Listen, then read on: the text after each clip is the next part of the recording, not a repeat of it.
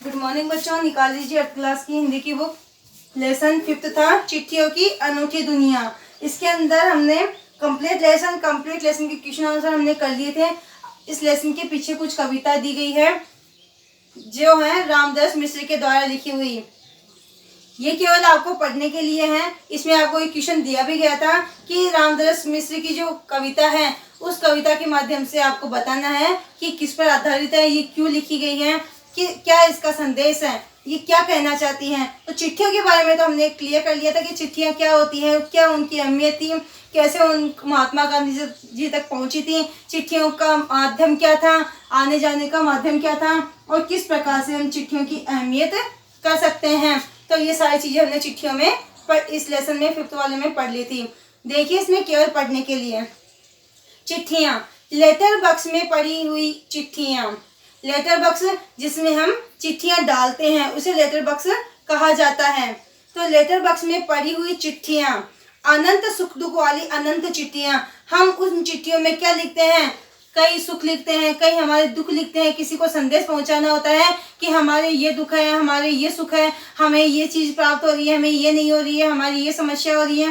तो ये सब चीज़ें हम किस में लिखते हैं, चिट्ठियों में लिखकर संदेश दूसरों तक पहुंचाते हैं। तो अनंत सुख दुख वाली अनंत चिट्ठियाँ, लेकिन कोई किसी से नहीं बोलती। इतनी चिट्ठियाँ लेटर बॉक्स में पड़ी होती हैं, लेकिन वो चिट्ठियाँ आपस में बात तक नहीं करती, एकदम साइलेंट तरीके से उस लेटर बॉक्स में रहती है, लेकिन कोई किसी से नहीं बोलती।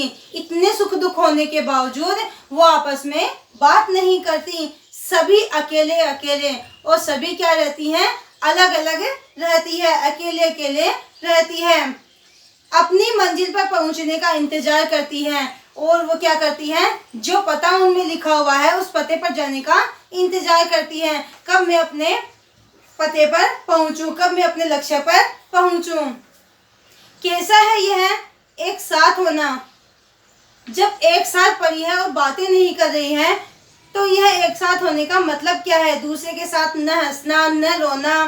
क्या हम भी लेटर बॉक्स की चिट्ठियाँ हो गए हैं, क्या हम भी उन्हीं की तरह हो गए हैं। तो रामदास मिश्र इसमें कह रहे हैं, जैसे आजकल चल रहा है मोबाइल का, तो मोबाइल के अंदर क्या होता है, लोग मोबाइल में इतने डूब चुके हैं कि पास में कौन बैठा है, सामने कौन खड़ा है, कौन क्या बोल रहा है, किसी को कोई मतलब नहीं होता है। सब अपनी उस फोन में लगे हुए होते हैं। तो ये कह रहे हैं कि जिस प्रकार वो चिट्ठियाँ एक लेटर बॉक्स में पड़ी रहती हैं, अनंत चिट्ठियाँ पड़ी रहती हैं, अनंत उसमें सुख दुख पड़े रहते हैं, लेकिन वह आपस में ना तो बात करती है, ना एक दूसरे से वह बोलती है, ना हंसती है, ना रोती है।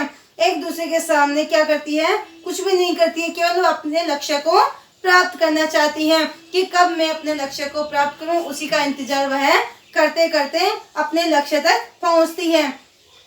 ना वह अपने आसपास वाले को कहती है कि मुझे यहाँ पहुँचना है, मुझे इनसे बोलना है, मुझे उनको ये देना है, उनको कोई मतलब नहीं होता है। वह सब क्या रहती है, एक जगह होने के बावजूद भी एकदम साइलेंट तरीके से उसमें रहती है, किसमें, लेटर बॉक्स में। ठीक है, तो ये कहानी केवल आपको पढ़ने के लिए बताई गई है, उसमें क्या भेद छिपा है उसके बारे में आपको बताया गया है। क्या हम भी उन्हीं की तरह हैं, तो हम भी इसी के अंदर बताया गया है। जैसे मोबाइल के बारे में मैंने आपको बताया, तो उसी कहानी के बारे में इसमें चर्चा की है। ठीक है, 6 वाले लेसन की चर्चा हम कल करेंगे।